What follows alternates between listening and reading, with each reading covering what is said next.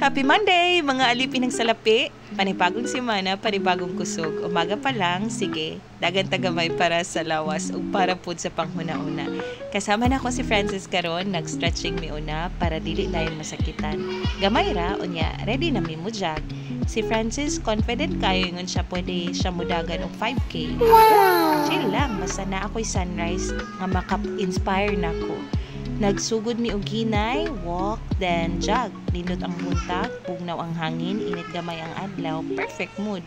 Pero kalit lang si Francis ni dagan og kusog. Ako wala lang mi giampas na wala siya sa akong pananaw. Ganiya, duha mi nagdagan. Karon ako na lang, pero okay ra. Kay ang adlaw ni sidlak na. Marag reminder ba nga usahay mas nindot usabon ang lakaw ug tan-aw lang sa palibot. Kung kapoy na ang trabaho, ayaw kalimot nga ang buntag moabot gihapon. Mulingi lang sa adlaw tan-awa ang imong progress ug padayon lang. Salamat kayo sa paghuban ninyo karong buntaga, dili lang kinidagan para sa lawas pero lakaw sab para sa una-una para sa karinaw. Kung nakarelate mo, comment lang below or like and share. Kay basin ma-inspire pod ang uban.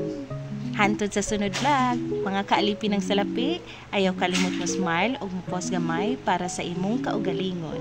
Bye!